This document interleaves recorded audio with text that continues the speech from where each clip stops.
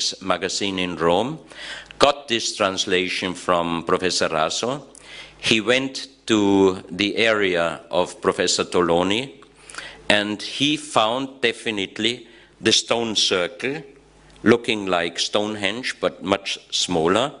He found the ancient elephant statue, very much damaged already through the weather. That means it must be very, very old, but you could see on the photos that it was not an elephant, not a mammoth, it was definitely a mastodont. That means it must be very, very old. And with ground penetrate radar, they found also a huge underground tunnel, but still the Italian government did not give the allowance to dig there.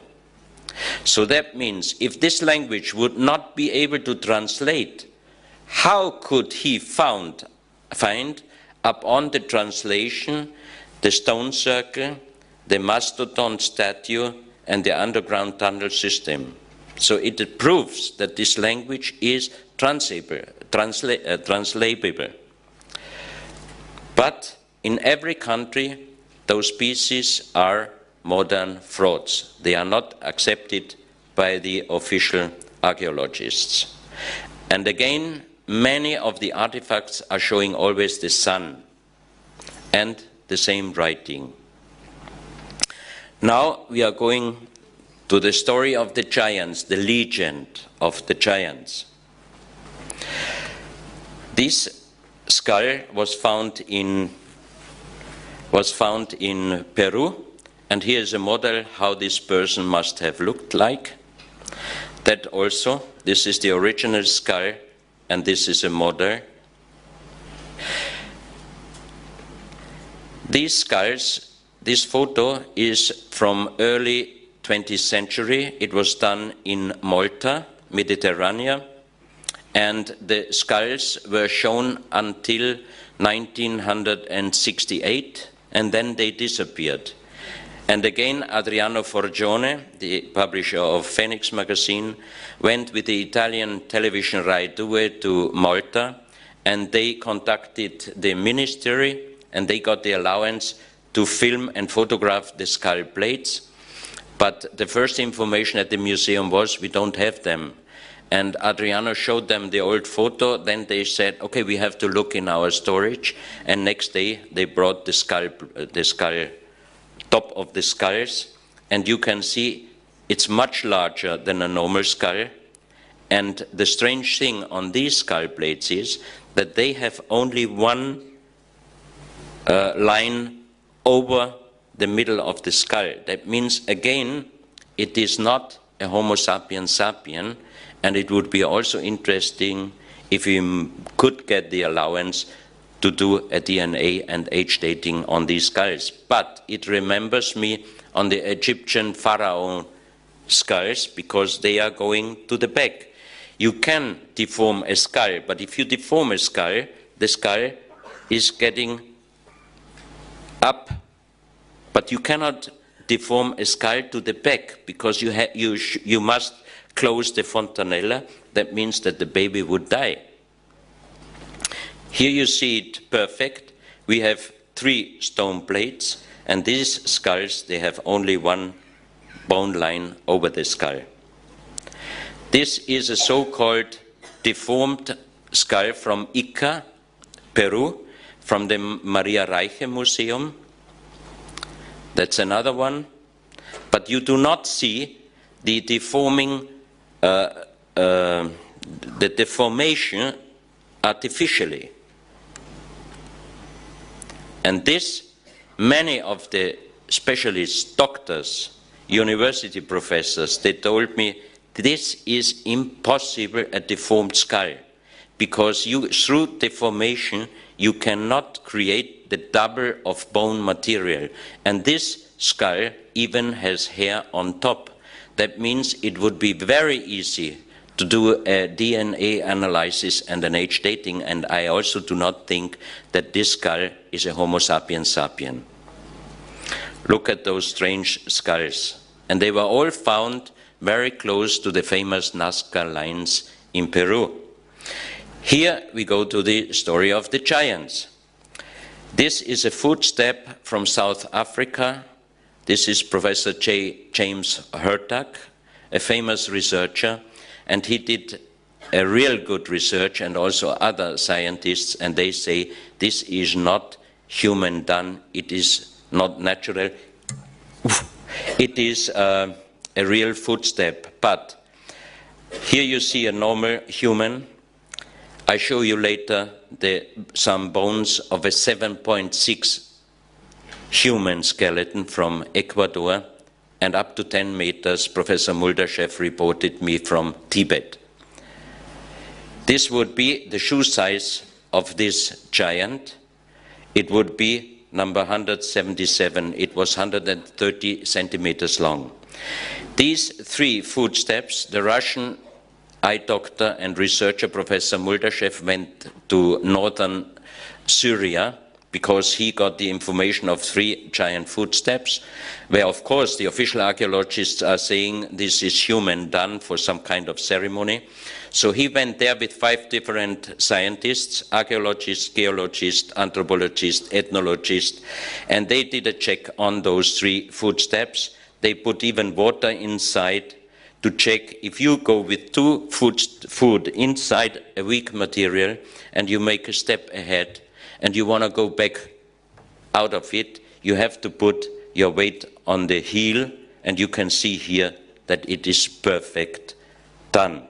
So they took also some material from this so-called stone with them, and they did in Russia a material check, and it was definitely cement. Here you can see how big this footstep was. Also, they did a measurement, and they said this human must have been at least between 6 and 7 meters. Here you have bones. They were found 1964 in a small valley in Ecuador. There was a part of a mountain breaking down and some broken bones were shown off. So the people there were very anxious, and they called Father Carlos Vaca. He was working in hospitals, and he knew how human bones are looking like, and he saw that these were human bones, and the measurement gave him the size of 7.6 meters. This bone I got from his family, and we did a research in Vienna, and it's definitely part of a human heel bone, but the specialists told me, yeah, but it looks exactly like a human heel bone, and it can be only a human heel bone, but it's impossible. I said, why? They said, because it's 5 times bigger than ours. It would be at least 7.5 meters. This is the other side. This is a part of the nose bone, and this is so-called os occipitale, which is under our skull, is usually this size, and the one we brought from Ecuador is at least exactly 5 times bigger. And there exists reports from ancient history, from Chiesa de Leon, from 1573. He wrote, "Today we found at the coast of Esmeralda several human skeletons, and they were 5 times taller than we." That means the people at this time, they were about 150 centimeters. If you multiply 5 times, you have 7.5 meters.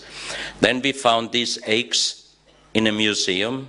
It is called ceremonial eggs, but you can see even here where it was roped. And it is 70 centimeters, granite, very heavy.